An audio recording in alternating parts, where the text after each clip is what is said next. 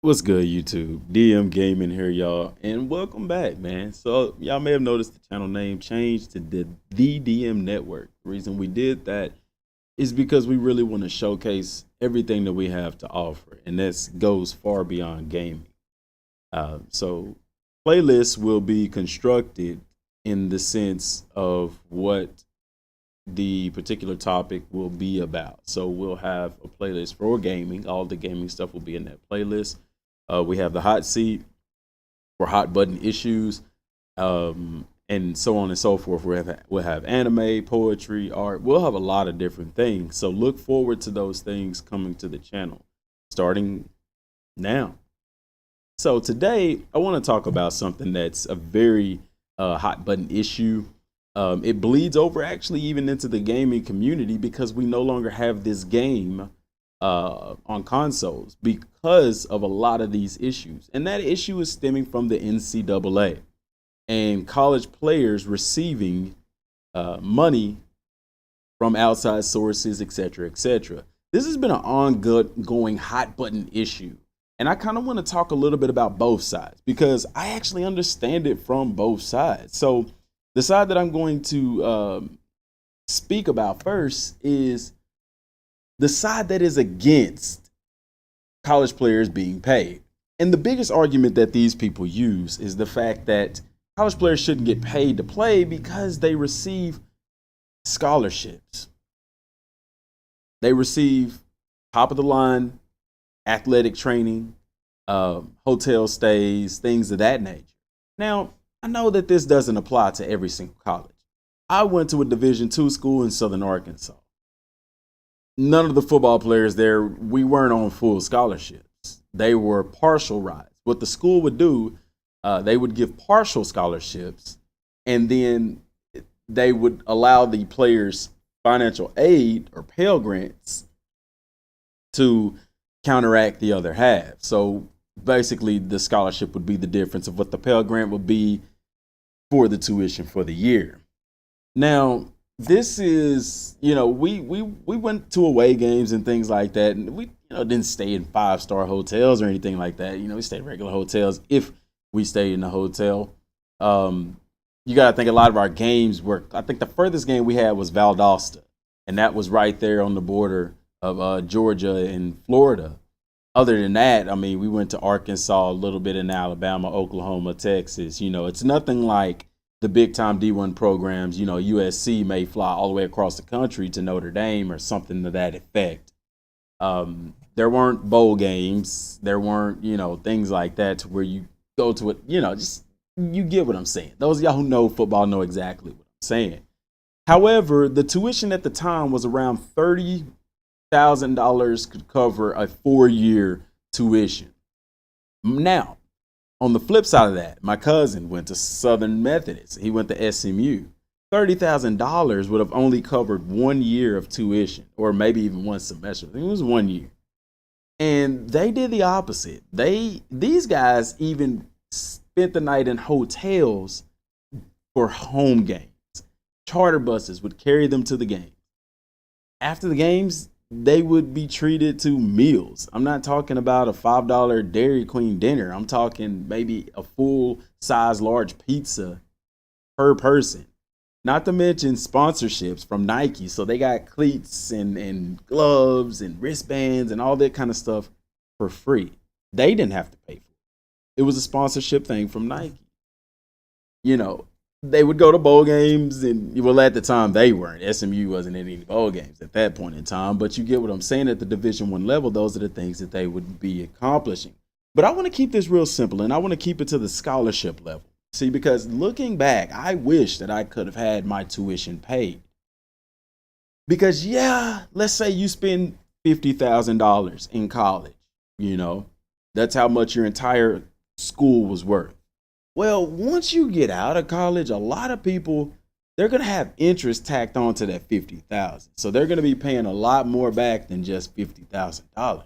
Not to mention, you're going to have to get a job. You're going to have to pay rent. You're going to have to pay food, lights, all that kind of things. Just imagine you graduating from college and automatically you have a bill for $50,000. You see what I'm saying? That's just something that me personally, I would have loved to have had my school paid for in full. I would have loved to not have to be concerned with student loans and things like that. Because here's the thing, student loans are a lot different than other loans and things like that. This is a government loan a lot of times. Meaning, if you don't pay the government, they're going to come for their money. You go to these cash advance places or things like that, a loan place, regular loan place or something, you get a loan from a bank and things like that. Those things, if you don't pay those, yes, those institutions do have the legal right to sue you, but a lot of them don't, because if you're not paying your loan, a lot of times they know that you really just don't have the money. And so they're not going to waste the money in legal fees and court fees just to get that money that they know that you don't have. You get what I'm saying? That's why a lot of rich people get sued, because they know they have the money. You don't see a lot of poor people getting sued or middle class people getting sued because they know those people don't have the money. But I have to digress. You don't pay those people back, it just goes on your credit report. You don't pay your student loans back, not only does it go on your credit report, but they will also garnish your wages, meaning they will take money from your paycheck. Before you ever cash your check, they have already taken a cut out of it. And it's a pretty hefty cut. So that's something to be very, very mindful of. Those things can be easily avoided if college is paid for it. So that is, a pretty good argument. I would like to imagine how much, even at SMU, how much was spent on these players. Not to mention from a sports standpoint, a professional standpoint, these guys have a red carpet to the next level. It is easier for a Division I Power 5 athlete to get into the NFL as opposed to a Division II or even a Division III. Not saying it's impossible. People have done it. I'm saying it's a lot harder. The NFL is made up of more Division I athletes than Division II and III combined. That is a fact. The University of Alabama has multiple guys. I mean, if Alabama graduates 10 seniors, 8 out of those seniors are probably going to be top 3 draft picks, top 3 rounds. That's almost a given. You go to the University of Alabama, they're just walking you through the door into the NFL. You see what I'm saying? So that's something to really consider. Then the same goes for basketball. You go to a school like Kentucky, Louisville, Kansas, you're almost a shoe into the NBA. Duke, same way. You go to those big time schools and they spend a lot of money on these kids. Now, I will say this, and this is in defense of it, because people say, well, they should get paid. So for those who say that they should get paid, the argument is that these kids are bringing in millions of dollars to these universities. Yes, the football programs do pretty much support the entire athletic program for these schools and universities. Now, here's the thing though. These schools bring in millions of dollars during football season. That money does go to fund other scholarships for other athletic departments. They go to improve other athletic departments such as the basketball, the track, the volleyball, swim team, soccer team, whatever the case may be. It's not like they just get that money and it stays within the football program. Now, a lot of it does get put right back into the football program. That's why you see a lot of schools such as Ohio State and Texas A&M. You see more and more schools, they're upgrading their facilities, multi-million-dollar facilities, locker rooms even. They're getting brand new uniforms and all these kinds of cool things to attract more kids, top-level kids to their programs to win. And companies jump in on this too, sponsorships and things like that. So these universities are making a killing. Now, we know this from the gaming standpoint as well, because the game NCAA 14. We know that EA Sports wanted to pay the players to use their likeness in their game. Now, a lot of people was like, that's cool. I'd like to see that. However, the EA Sports is doing the same thing to these kids, or wanting to do the same thing to the kids as the NCAA. The only difference is EA Sports wanted to give the kids a cut of money. Now, here's the thing. If EA Sports had have gotten to use the likeness, then we could be looking at Ultimate Team for Madden for NCAA. Look how many millions of dollars this makes EA Sports right now. If you look at Madden Ultimate Team, they're grossing more money from Madden Mobile, which is just Ultimate Team on mobile. They're grossing more money from that than they did from all the sales of NCAA football, and they're making more money on Madden Mobile than they are selling Madden as a game, period. Wow. So can you imagine? You see what I'm saying? So it goes to say that these things are prevalent. These things are real. And the difference, like I said, is that EA was going to pay these collegiate players, but the NCAA, they're saying no. No. If anybody's going to profit off of these children, we are. And it's really kind of messed up. However, these kids know what they signed up for. When I went to SAU, we had a paper that we had to sign that allowed the school to use our likeness in media guides and things of that effect. I don't know about y'all, but I would have been stoked if I was in a video game. And I wouldn't have asked for compensation because I'm getting my scholarship, my school is paid for. People, you know what I'm saying? I have a pipeline to the next level to make millions. So I can see both sides of it though, because you see these big time players and they're like, man, I want to cut of that money because let's be honest, college, people say you don't make money in college. I was playing college football and I did work study. Now, when I'm doing work study, I'm still trying to cram in my homework because let me tell you the day of a collegiate athlete, or at least how it was where I was at. 5:00 in the morning, you're waking up for workouts, okay? After workouts, you got breakfast check. After breakfast check, you got classes. In between classes, you got weights. After weights, you got more classes. After those classes, you got practice. And by that time it's night, okay? After that, you have work study. After work study, it's time to go to bed to get up and do it all over again. You don't have a life during the football season. These are facts. And off season is a little bit better because you don't have any games. You don't have practices until spring.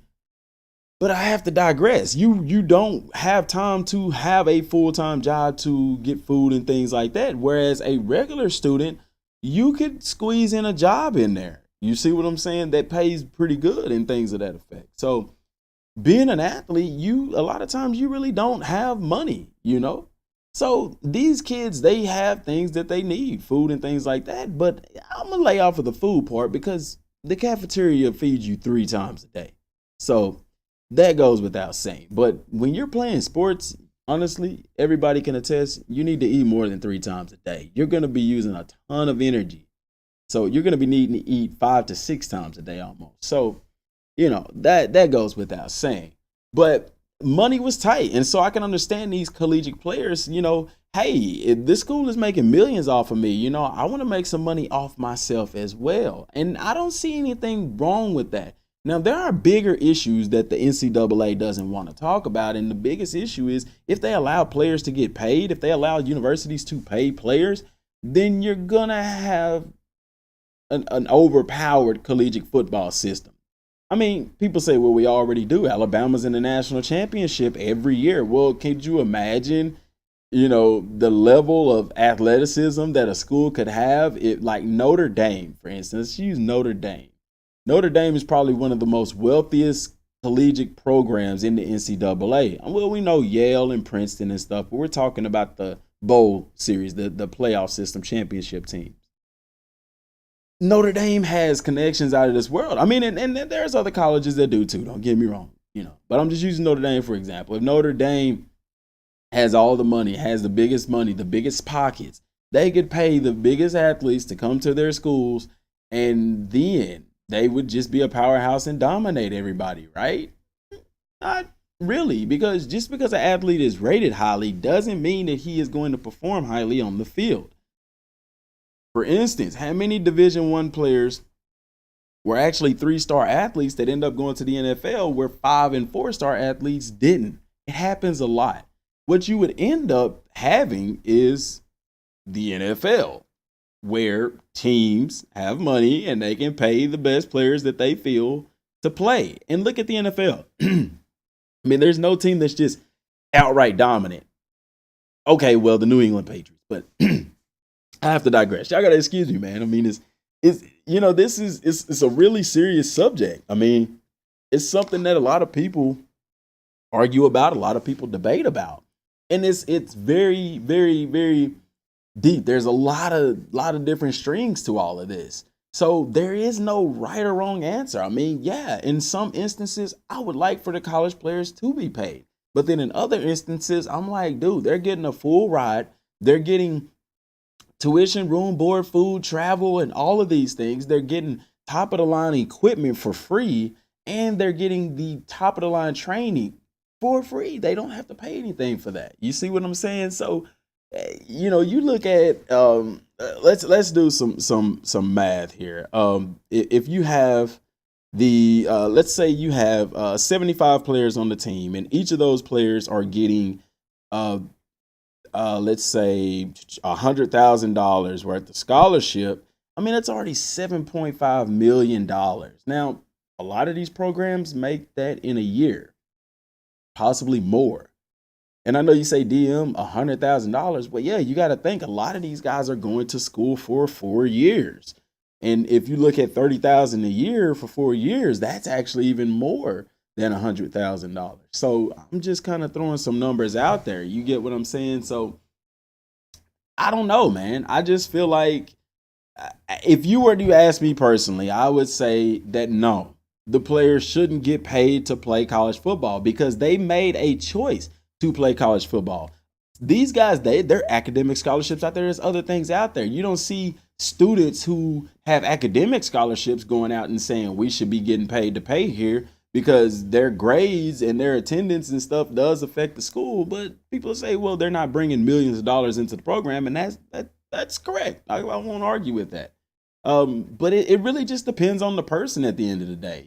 I do feel that the NCAA should allow for sponsorships. Like if there's a collegiate athlete and Nike or somebody wants to sponsor the guy, why the heck not? If EA Sports wants to pay them, why the heck not? Nobody. I'm not saying that the school should pay these guys, but I do feel the NCAA should allow, if there's outside sources, to do that. Now, the issue why they're not doing that is because they feel that boosters and people with deep pockets would, pay the best athletes to come to their schools.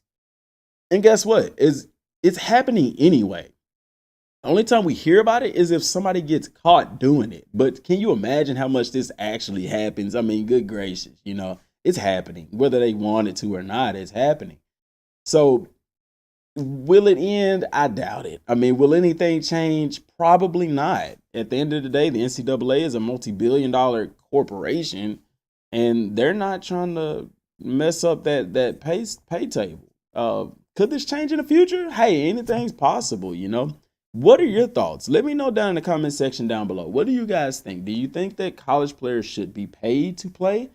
Or do you think that college players should be allowed outside sponsorships or brand deals or whatever? Or do you think, no, what they're getting is good enough? Let me know down in the comment section down below. Also, follow me on Twitter because I'm going to run a poll there with those same 3 questions there as well. And let me know what you think. Appreciate y'all for tuning in, sticking with me this long. Till next time, thanks for watching, and God bless.